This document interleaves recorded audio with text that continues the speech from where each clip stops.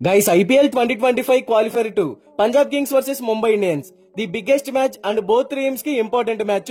ఒక great rivalry అయితే ఉండబోతోంది. ఈ మ్యాచ్ లో గెలిచిన జట్టు ఆర్సీబీతో ఫైనల్ ఆడబోతుంది. ఓడిన జట్టు నేరుగా ఇంటిబాట పడుతుంది. అయితే పంజాబ్ కింగ్స్ ఈ సీజన్ లో టోటల్ గా 14 లీగ్ మ్యాచెస్ అండ్ 1 క్వాలిఫైర్ అయితే ఆడింది. 14 మ్యాచెస్ లో 9 విజయాలు సాధించింది.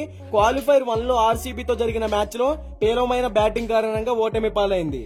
దీంతో తమ ఐపీఎల్ ట్రోఫీ కలను సంక్లిష్టంగా మార్చుకుంది. సో టాప్ 2 లో ఉంది కాబట్టి ఇంకొక ఛాన్స్ అయితే ఉంది ఫైనల్ కి వెళ్లడానికి. అంటే ఇప్పుడు ముంబై ఇండియన్స్ తో తలబడాలి. ఈ మ్యాచ్ లో గెలిస్తే ఫైనల్ ఆడనుంది, ఓడితే ఇంటి బాట పట్టనుంది.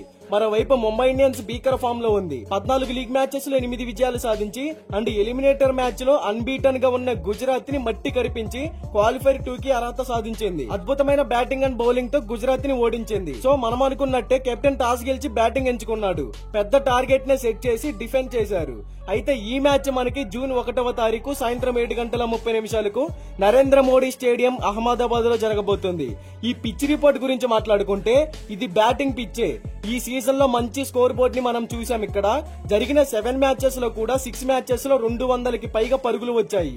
ఇందులో డిఫెండ్ చేసిన మ్యాచెస్ 5 ఉన్నాయి. సో టోటల్ గా 7 మ్యాచెస్ ఆడితే అందులో 6 మ్యాచెస్ కూడా ముందుగా బ్యాటింగ్ చేసిన టీమ్సే విన్ అయ్యాయి. సో ఇది మంచి బ్యాటింగ్ పిచ్. టాస్ గెలిచిన కెప్టెన్ బ్యాటింగ్ ఎంచుకొని పెద్ద టార్గెట్ ని గనక సెట్ చేస్తే ఈజీగా సెకండ్ ఇన్నింగ్స్ లో ఆ టార్గెట్ ని డిఫెండ్ చేసుకోగలుగుతారు. ఎలిమినేటర్ మ్యాచ్ లో మనం ఎలా అయితే చెప్పుకున్నామో అలా ఇక్కడ యావరేజ్ ఫస్ట్ బ్యాటింగ్ స్కోర్ వచ్చేసి 182 runs, average second batting score వచ్చేసి 167 రన్స్.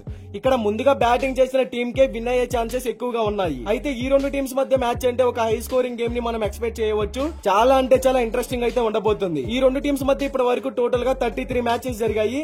అందులో ముంబై ఇండియన్స్ 17 మ్యాచెస్ విన్ అయ్యింది. పంజాబ్ కింగ్స్ 16 మ్యాచెస్ విన్ అయ్యింది. హెడ్ టు హెడ్ లో పెద్ద తేడా అయితే లేదు, ఒక్క మ్యాచ్ అటు ఇటుగా ఉంది. ఇక బోత్ టీమ్స్ ప్లేయింగ్ 11 గురించి మాట్లాడుకుంటే పంజాబ్ కింగ్స్ ప్లేయింగ్ 11 ప్రియాన్చార్య, Prabhsimran Singh, Josh Inglis, Shreyas Iyer, Nehal Wadhera, Shashank Singh, Marcus Stoinis, Azmatullah Omarzai, Harpreet Brar, Kyle Jamieson, Arshdeep Singh, impact player గా విజయ్ కుమార్ వైశాఖ్.